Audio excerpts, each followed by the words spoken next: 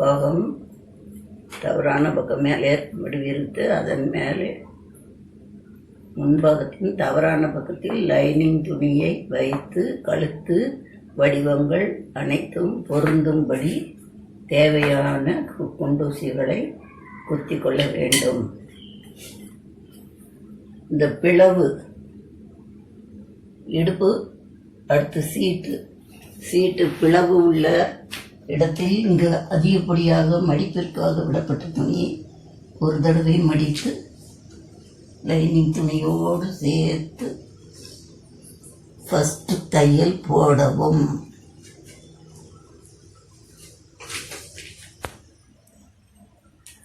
பிளவிலிருந்து கீழ்பாகம் வரை அதிகப்படியாக விட்ட துணியை மடிக்கவும். ஒரு பக்கம் மடித்து அதேபோல் அடுத்த பக்கமும் மடிக்க வேண்டும். மடித்து தையல் போட வேண்டும். அடுத்து இப்பகுதியை திருப்பி இப்போ கழுத்து ஃபினிஷ் பண்ணும் முறை. நல்ல பக்கம் இந்த உள் துணியை அந்த வடிவங்கள் வெட்டப்பட்ட வடிவங்கள் சரியாக பொருந்தும்படி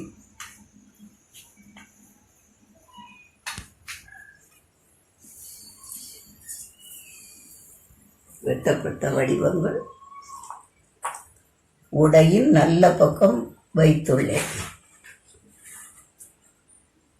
வெட்டப்பட்ட வடிவங்கள் அனைத்தும் பொருந்தும்படி தையல் பொறியில் தைக்கும் பொழுது கவனமாக தைக்க வேண்டும். ஏனென்றால் அங்கங்கே குண்டூசிகள் பொருத்தி உள்ளோம். ஊசி அதன் மீது பட்டு உடைந்து விடக்கூடாது. கவனமாக தைக்க வேண்டும். இது உள் துணி, இது ஃப்ரண்ட்டு துணி, இது லைனிங் துணி. 3 துணி இருக்கும். இப்போது கழுத்து 1/4 அங்குலம் தள்ளி இங்கே இருந்து இந்த வளைவு பகுதி வந்து அப்புறம் இங்கே இருந்து இங்கே வந்து அப்புறம் இந்த ஒரு அரை வடிவ வெட்டு இது வந்து அப்புறம் இந்த கோடு போய் அப்புறம் இதை தைக்க வேண்டும். இப்போ ஃபஸ்ட்டு தைப்பது என்னவென்றால் ஃப்ரண்ட்டு நெக்கு கழுத்து சரி செய்யும் முறை. உடையின் நல்ல பக்கம் அந்த ஒட்டு துணியை வைத்து அனைத்தும் பொருந்தும்படி வைத்து தையலிட வேண்டும். இப்போ தைத்து உள்ளேன் என்று கவனித்துக் கொள்ளுங்கள். தைக்கப்பட்டுள்ளது என்று தைத்த பின் இந்த ஒட்டு துணியானது முழுவதும்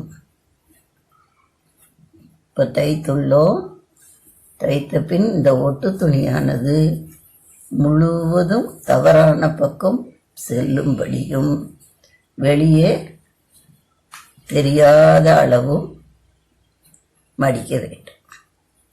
உள் துணியை உள்ளே போகும்படி தைக்க வேண்டும். புரியவில்லை என்றால் தைத்த பின் காண்பிக்கப்படும். இது பின்பகுதியில் தவறான பக்கம் மேலே உள்ளது. பின்பகுதியில் தவறான பக்கம் மேலே தெரியும்படி வைக்க வேண்டும். அந்த தவறான பக்கத்தில் இந்த லைனிங் துணியை பொருத்த வேண்டும். வெட்டுகள், கழுத்து வளைவு,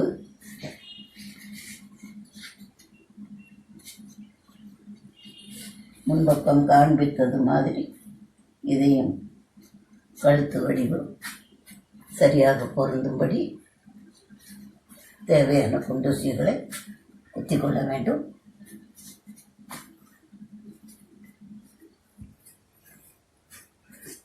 அப்புறம் இந்த பிளவிலிருந்து கீழே இந்த வீவடிவு வெட்டிலிருந்து கீழே உள்ள துணியை மடித்து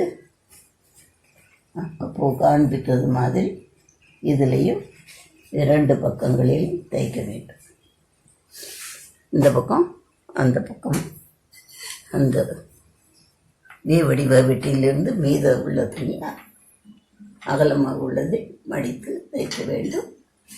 அப்புறம் இதை திருப்பி போட்டு உடையின் பின்பக்கம் இருக்கு. உடையின் பின்பக்கம் நல்ல பக்கம் வெளியே இருக்கிறது. இப்போ இதன் மீது அது உள் துணியை முன்பக்கத்துக்கு காண்பித்தது மாதிரி உடை துணியின் நல்ல பக்கம் ஒட்டு துணியை வைத்து உடை துணியில் நல்ல பக்கம் ஒட்டு துணியை வைத்து வடிவம் கழுத்து வடிவம் சரியாக பொருந்தும்படி மேற்படி காண்பிக்கப்பட்டது போல் 1/4 அங்குலம் தள்ளி தையல் பொறியில் தைக்கவும். தைத்த பின் உடையின் நல்ல பக்கம் ஒட்டு துணியை வைத்து தைக்கவும்.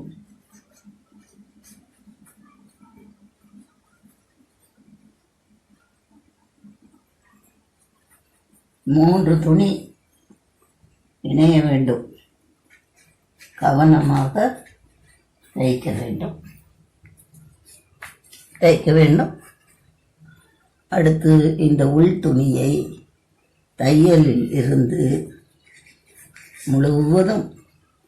முழுவதும் தவறான பக்கம் செல்லும்படி வைத்து ஒரு தையல் இட வேண்டும். இப்போ கழுத்து முடிவடையும். தைப்பது பின்கழுத்து, முன்கழுத்து, பின்பாகத்தில் அந்த பிளவு பகுதி, முன்பக்கத்தில் பிளவு பகுதி தைப்பதற்கு சொல்லிக் கொடுக்கப்பட்டுள்ளது. லைனிங் துணியை உபயோகித்து மேல் துணியில் வெட்டும் முறை காண்பிக்கப்பட்டுள்ளது.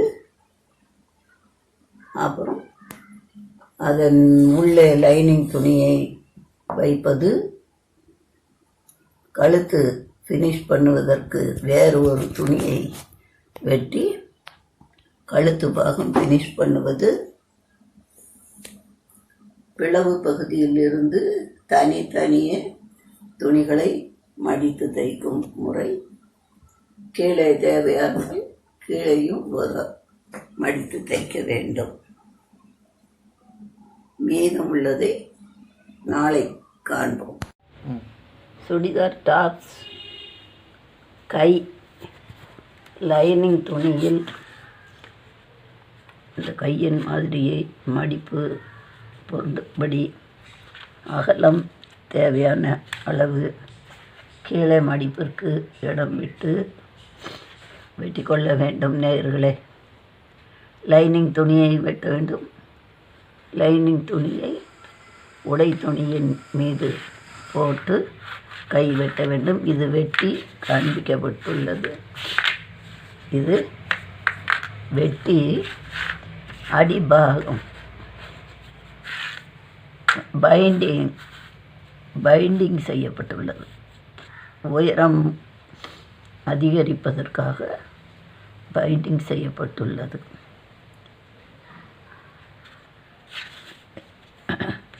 இது கையோட அகலம் மடித்து வைத்து இது மார்க் பண்ணப்பட்டுள்ளது. 2 கையும் சேர்த்து வைத்து கொள்ள வேண்டும். இது அன்று நேற்று பார்த்தது போல் பின்பாகம் நல்ல பக்கம் கழுத்து வடிவத்தை வேறொரு துணியில் வெட்டி பின்பாகத்தின் நல்ல பக்கம் வைத்து முழுவதும் தவறான பக்கம் திரும்பும்படி வைத்து மேலே ஒரு தையல் போட வேண்டும். அதே போல் முன்பாகத்திலும் அதே வடிவ துணியை வெட்டி, இதற்கு ஷேப்டு ஃபேஸிங் என்று பெயர். கழுத்தின் வடிவத்தை அப்படியே மற்றொரு துணியில் வைத்து வரைந்து வெட்டி நல்ல பக்கம் வைத்து தைத்து தவறான பக்கம் முழுவதும் திருப்பி தைப்பதற்கு அதே வடிவம் கிடைப்பதனால் இது ஷேப்டு ஃபேஸிங் என்று சொல்லப்படுகிறது. இப்போது முன்பாகம் பின்பாகம் இரண்டையும் தைத்தாகிவிட்டது. இரண்டையும் தோள்களையும் முன்பாகம் பின்பாகம் இரு தோள்களையும் இணைத்து இந்த தோள் வடிவ தையல் தோள் தையல் தைக்க வேண்டும். அந்த பிளவுக்கான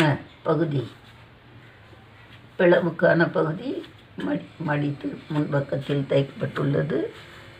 இந்த பக்கத்திலும் பிளவுக்கான பகுதி தைக்கப்பட்டுள்ளது. கீழே மடித்து தைக்கப்பட்டுள்ளது. பின்பாகத்தில் பிளவுக்கான துணி மடிக்கப்பட்டுள்ளது. ஆக 3/4 பங்கு முடிந்து விட்டது. இப்போது இந்த கை வளைவு பகுதியில்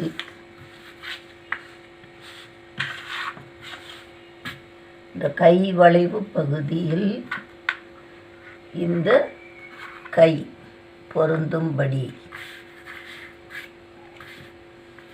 பார்த்து கொள்ளுங்கள். இது சைடு, பாடிஸில் சைடு, கை சைடு, இது சைடு, மையப்பகுதி சரியாக பொருந்தும்படி கையை இணைக்க வேண்டும்.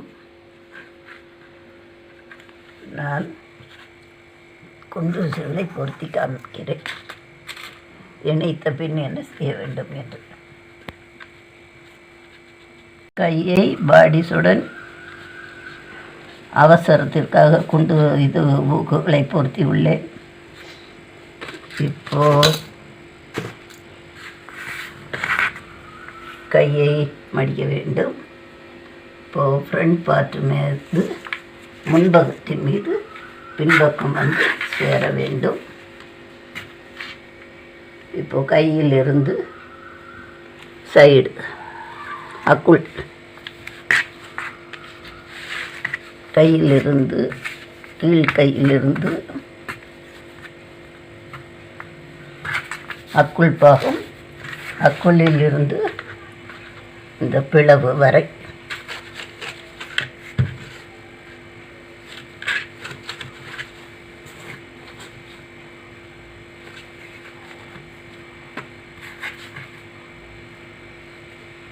அக்குளிலிருந்து இந்த பிளவு வரை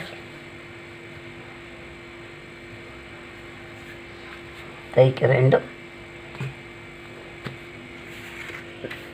4-5 தையல்கள் தைத்து விட வேண்டும். இடது பக்கம் வலது பக்கம் சுடிதார் தைப்பது அவ்வளவே. கவனமாக தைக்க வேண்டும்.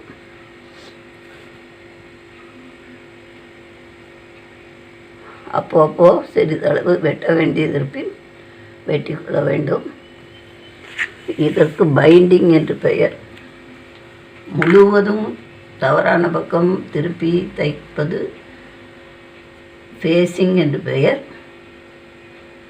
அதே வடிவத்தை வெட்டி தவறான பக்கம் திருப்புவதற்கு ஷேப்டு ஃபேஸிங் என்று பெயர். இது ஒட்டு துணியை நல்ல பக்கம் பாதி தவறான பக்கம் பாதி இருக்கும்படி தைப்பதற்கு பைண்டிங் என்று பெயர். இது அழகுக்காகவும் தைக்கப்படுகிறது. அளவு குறைவாக இருப்பின் அதிகப்படுத்துவதற்காகவும் தைக்கப்படுகிறது.